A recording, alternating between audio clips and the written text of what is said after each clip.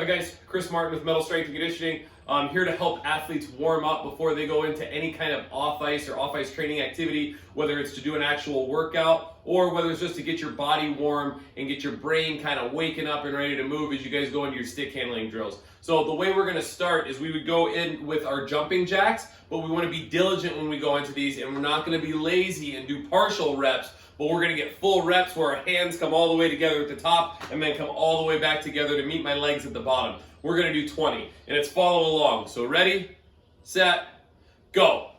1, 2, 3, 4, 5, 6, 7, 8, 9, 10, 11, 12, 13, 14, 15, 16, 17, 18, 19, 20. As soon as you get done with those, you're gonna go right into your knee hugs. When you let go of your leg, stay up. Don't just hug your leg and let it drop right back down immediately. Hug it, show some balance, show some strength, show some control for each rep. You get 2 to 3 on the right, 2 to 3 on the left. Then you go into your leg cradle. I'm gonna grab from the ankle, I'm gonna grab from the knee, pull up to my ribs. I'm gonna get 2 or 3 on the right and 2 or 3 on the left. Once I get those, I go into my quad stretch, opposite hand to opposite toe, pulling your heel in towards your bum. Big stretch through the front side, getting a good quad stretch as you go. Again, 2 or 3 on the right, 2 or 3 on the left. After we brought our heart rate up and we've done some dynamic stretching, now we're gonna go and try to incorporate that into some quality movement. We're gonna start with our split squats, where I start with my heel on the floor, I squeeze my glute, my hands are overhead, I touch my knee, and stand right back up after each one. I get 3 to 5 on the right, pivot, face the other direction, same thing, 3 to 5 on the left. After we've addressed the front side of the hip, we're gonna go into the lateral hip or the medial hip, where I'm gonna get away from my fingertips, sit my butt back into that deep squat. After I get 3 on one side, same thing on the other side, looking to get my hips to the same height as my knee on every rep. 3 to the right, 3 to the left. So we've done the front, we've done the inside. Now we're gonna think 3-dimensional, and we're gonna do a step over squat. So I draw the biggest circle I can with my knee, and I make a T. Keep my heels down, 3 on the right, 3 on the left. Again, heels are down, chest is up, stepping up and over an imaginary hurdle, making sure that when I get down, my elbows get to the insides of my legs. After your step over squat, you can go into a hip airplane. Reach your fingertips away from your feet, open the hip, close the hip, stand back up. If you're struggling with balance, you can have one foot behind you, still stick your hips out, open the hip, close the hip, open the hip, and close the hip. You get 3 on one side, then you go to the other side where again, I'm gonna hinge back first, then I can open my hip and close my hip. But if you've got really good balance and you've gotten good, then you can reach, open your hip, and then close your hip and stand back up. After we've gone through our squat series and we started to move around the hip and open those guys up, then we're gonna go into our upper body. So we would work on going into that camel cow position. So in the camel position, I'm gonna tuck my chin and my tailbone, arch up as high as I can, and then flatten out, and I'm gonna look up and drop my belly button down to the floor. Every time I go up and down, it counts as 1 rep. We're gonna shoot for getting about 5 reps. After you guys get that camel cow, you can then start to work and incorporate the lower body with the upper body, and I would go from a bear crawl position into a deep squat. Fall back down into that good bear crawl position, and then rock your way back into that deep squat, trying to get your hands the same height as your shoulders so your arms are parallel with the floor. I would get about 5 reps here, and then continuing on working on that upper body, I'm going to go into the top of a push-up position. We're not overly concerned if the athletes can get a push-up, but we want to see that they can lower themselves all the way down into that good position. And then again, we don't care about getting back up. Do whatever you need to do, but slowly lower your body all the way down to the floor, then rest, and then whatever you've got to do to get back up is fine. But your athletes are going to be a lot stronger on the lowering portion of these movements.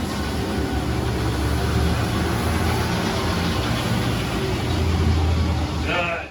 So now that you guys have warmed up and you've got your brain ready to go and you're activated as far as like where your body is moving, what would happen next is we would get some light plyometrics to kind of warm your body up to express some power. So the first thing we would do is, even if you don't have a jump rope, we would go through a couple of different jumping patterns. We would always start with just a 2-foot pattern. Now, if you have a jump rope, of course, you're welcome to grab that. Otherwise, we would just start with some pogo hops, where I'm just learning to be springy off of my feet and ankles and creating tension through my body.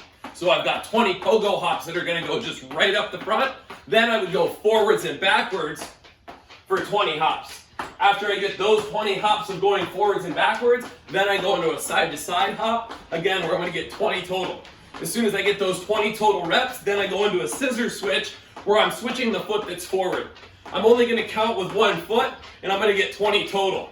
After I've gone forwards and backwards with those, then I go to a wide out, where I get my feet wide and come back to center. Again, I would get 20 total touches, and then I would go into a single leg hop. Because I'm only on one leg, I would get 10 on one side, and then I would get my 10 on the other side. Going through all of those different jumping patterns would count as one set. We would then cycle through that for a second set. Once you're done with that, your body's now ready to express power or movement quickly. From here, I'm gonna set up with one knee down.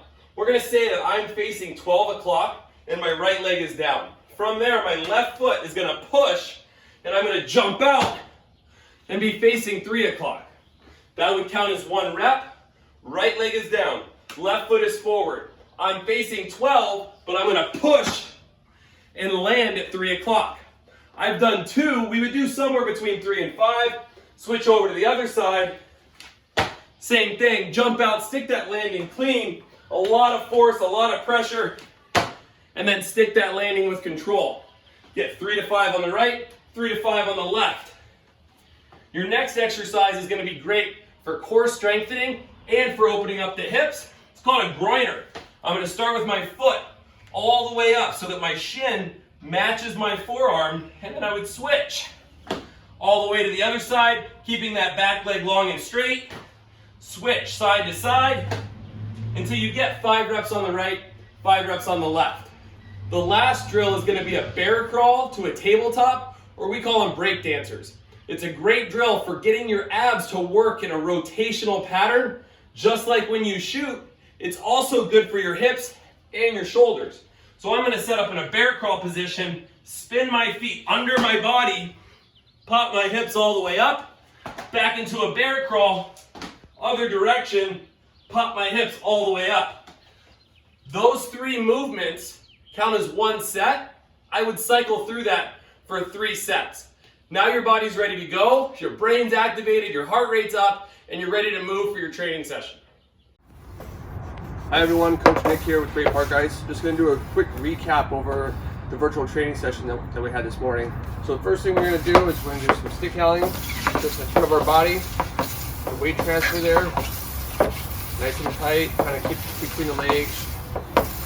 Okay, we're going to widen it out, really reach, weight transfer, nice wide stick handling. Okay.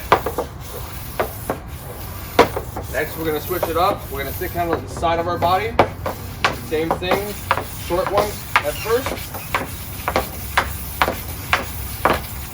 And widen it out. Really reach forward, reach behind you, reach forward, behind. Perfect.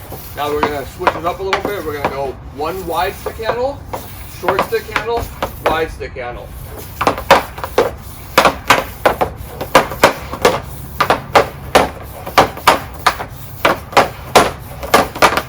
Just like that. Okay? Same thing with the puck on the side of our body. Long stick handle, short. Long, short.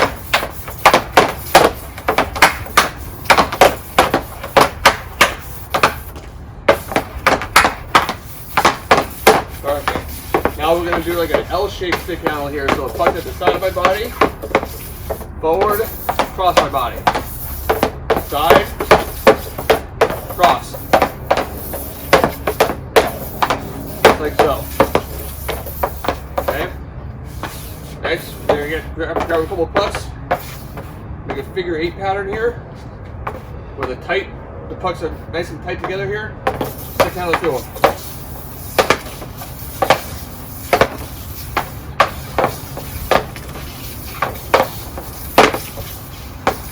And go opposite way.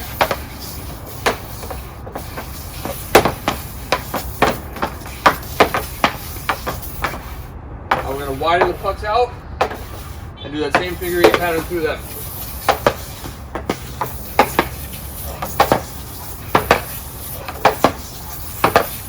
And go opposite way.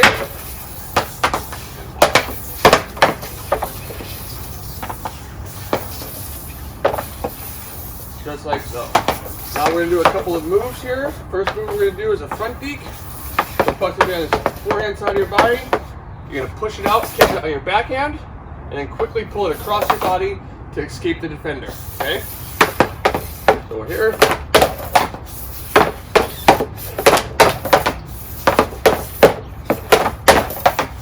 Just like that. Okay?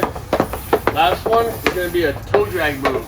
So you're going to have the puck fully out, and you're going to pull it in with the toe of your stick, and you're going to catch it with the heel of your stick on your forehand side. So puck's out, catch it. Out, catch it. When you're doing this, it's important to have your top hand arm fully extended away from your body so that the blade can lay flat on the ice. If it's in tight like this, you're not going to be able to get that blade there. Okay? It's got to be out there.